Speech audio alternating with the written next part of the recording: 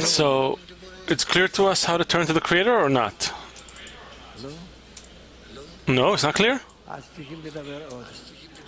So we have to talk about it some more. I have nothing to add, because this is what we're lacking, only this. And it's written about it in many places. The ear is listening. All that's missing from us is the deficiency and the plea. Even not so much the deficiency. The main thing is to turn to Him. How do we build such a system that allows us to be in prayer constantly, like what the Ramchal students did?